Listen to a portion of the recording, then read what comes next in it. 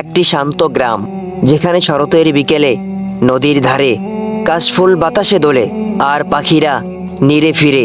সেই গ্রামের এক জীর্ণ কুড়িঘরে বাস করতেন এক বৃদ্ধ দম্পতি।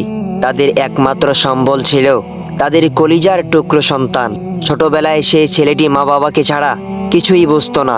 অভাবের সংসারে বাবা নিজের হাড় ভাঙা খাটুনি দিয়ে ছেলেকে বড় করেছিলেন, আর মা নিজের মুখের খাবার তুলে ছেলের মুখে দিতেন। কিন্তু সময় বড় নিষ্ঠুর।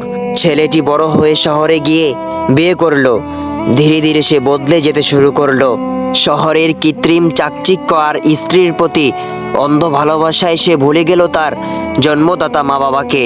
গ্রামে বৃদ্ধ মা বাবার দিন কাটতে লাগলো চোখের জলে আর অনাহারে। প্রকৃতির রুক্ষতা যেন তাদের একাকিত্বকে আরো বাড়িয়ে দিচ্ছিল।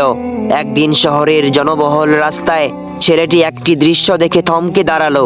সে দেখলো এক যুবক তার বৃদ্ধ মা বাবাকে পরম মমতায় খাইয়ে দিচ্ছে এবং যত্ন করছে।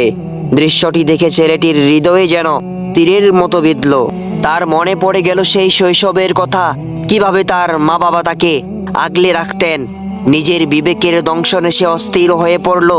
সে ভাবল, আমারও তো মা বাবা আছে, আমি কেন তাদের সাথে এমন অমানসিক ব্যবহার করছি। সে আর এক মুহূর্ত দেরি না করে ছুটে গেল গ্রামে। বাড়িতে গিয়ে দেখলো বাবা মরণাপন্ন অবস্থায় বিছানায় পড়ে। ছেলে বাবার পায়ের কাছে লুটিয়ে পড়ে ডুকরে কেঁদে উঠল। চিৎকার করে বলল, বাবা, আমি পাপী, আমাকে মাফ করে দাও। বাবা, আমি তোমাদের অনেক কষ্ট দিয়েছি। অসুস্থ বাবা অতি কষ্টে ছেলের মাথায় হাত রাখলেন। বাবার চোখ দিয়ে 2 ফোঁটা আনন্দময় অশ্রু। তিনি ক্ষীণ স্বরে বললেন, বাবারে, আমি তোকে অনেক আগেই মাফ করে দিয়েছি।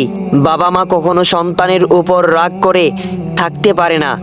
বাইরে তখন ধূলির ম্লান আলো, প্রকৃতি যেন এক নীরব সাক্ষী হয়ে রইল এই ক্ষমা আর অনুশোচনার। ইসলাম আমাদের শিখিয়েছে মা বাবার সেবাতেই রয়েছে জান্নাত, আর সেই জান্নাত অবহেলা করা মানে নিজের জীবনকেই অন্ধকারে ঠেলে দেওয়া।